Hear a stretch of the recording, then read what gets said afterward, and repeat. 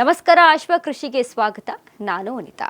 Strawberry ಕೃಷಿ ಮಾಡಿದ್ರೆ ಕೋಟಿ ಕನಸು ನನಸಾಗುತ್ತಂತೆ. ಸ್ಟ್ರಾಬೆರಿ ವಿಶ್ವದಾದ್ಯಂತ ಹೆಚ್ಚಿನ ಬೇಡಿಕೆ ಹೊಂದಿರುವ ಮೌಲ್ಯಯುತ ಹಣ್ಣಿನ ಬೆಳೆ.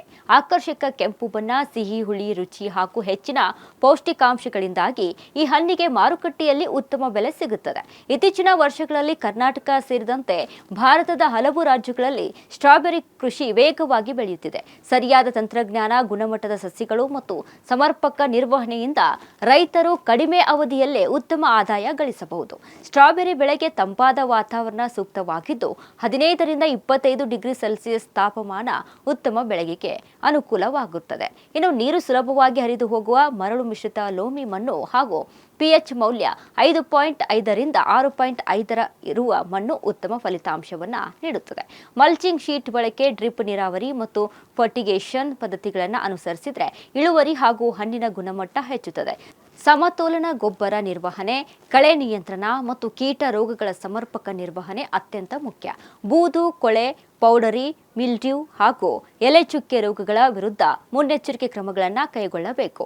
ಗುಣಮಟ್ಟದ ಹಣ್ಣು ಪಡೆಯಲು ಸಮಯಕ್ಕೆ ಸರಿಯಾಗಿ ನೀರು, ಪೋಷಕಾಂಶ ಮತ್ತು ರೋಗ ನಿರ್ವಹಣೆ ಮಾಡುವುದು ಅಗತ್ಯವಾಗಿರುತ್ತದೆ. ಸ್ಟ್ರಾಬೆರಿ ಹಣ್ಣುಗಳನ್ನು jam, juice, ice cream, chocolate, bakery ಉತ್ಪನ್ನಗಳು ಮತ್ತು ವಿವಿಧ ಆಹಾರ ಸಂಸ್ಕರಣಾ ಕೈಗಾರಿಕೆಗಳಲ್ಲಿ ವ್ಯಾಪಕವಾಗಿ ಬಳಸಲಾಗುತ್ತದೆ ಹಾಗೂ ಪ್ರವಾಸಿ ತಾಣಗಳು, ನಗರ ಪ್ರದೇಶಗಳು, ಸೂಪರ್ ಮಾರ್ಕೆಟ್ಗಳು, ಹೋಟೆಲ್ಗಳಲ್ಲಿ ಸ್ಟ್ರಾಬೆರಿ ಹಣ್ಣಿಗೆ ಉತ್ತಮ ಬೆಲೆ ದೊರೆಯುತ್ತದೆ. ಆದ್ದರಿಂದ ತಾಜಾ ಹಣ್ಣಿನ ಜೊತೆಗೆ ಮೌಲ್ಯವರ್ಧಿತ ಉತ್ಪನ್ನಗಳ ಮೂಲಕವೂ ಹೆಚ್ಚುವರಿ ಆದಾಯ ಗಳಿಸುವ ಅವಕಾಶ ರೈತರಿಗೆ ಲಭ್ಯವಿದೆ.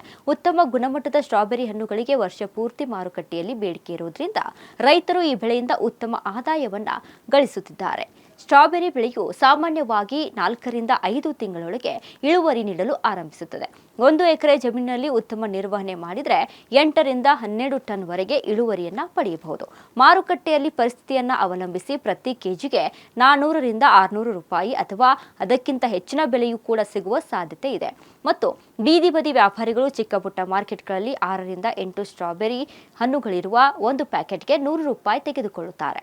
ಉತ್ತಮ ಗುಣಮಟ್ಟ ಹಣ್ಣುಗಳನ್ನು ನೇರವಾಗಿ ಗ್ರಾಹಕರಿಗೆ ರಿಟೇಲ್ ಮಳಿಗೆಗಳಿಗೆ ಅಥವಾ ಆನ್ಲೈನ್ ಮಾರಾಟದ ಮೂಲಕ ಮಾರಾಟ ಮಾಡಿದರೆ ಲಾಭದ ಪ್ರಮಾಣ ಮತ್ತಷ್ಟು ಹೆಚ್ಚುತ್ತದೆ.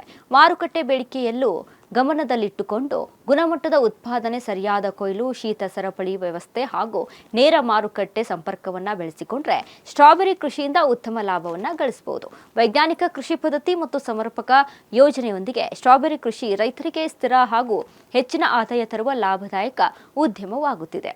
ಇನ್ನು ಒಂದು ಕಾಲದಲ್ಲಿ ಸ್ಟ್ರಾಬೆರಿ ಬೆಳೆ ತಂಪು ಪ್ರದೇಶಗಳಾದ ಮಹಾಬಲೇಶ್ವರ, ಹಿಮಾಚಲ ಪ್ರದೇಶ ಮತ್ತು ಕಾಶ್ಮೀರದಲ್ಲಿ ಮಾತ್ರ ಸೀಮಿತವಾಗಿತ್ತು. ಆದರೆ ಆಧುನಿಕ ಕೃಷಿ ತಂತ್ರಜ್ಞಾನ, ಡ್ರಿಪ್ ನೀರಾವರಿ, ಮಲ್ಚಿಂಗ್ ಹಾಗೂ ಸಂರಕ್ಷಿತ ಕೃಷಿ ವಿಧಾನಗಳ ನೆರವಿನಿಂದ ಇಂದು ಕರ್ನಾಟಕದಲ್ಲಿಯೂ ಕೂಡ ಸ್ಟ್ರಾಬೆರಿ ಕೃಷಿ ಯಶಸ್ವಿಯಾಗಿ ನಡೆಯುತ್ತಿದೆ.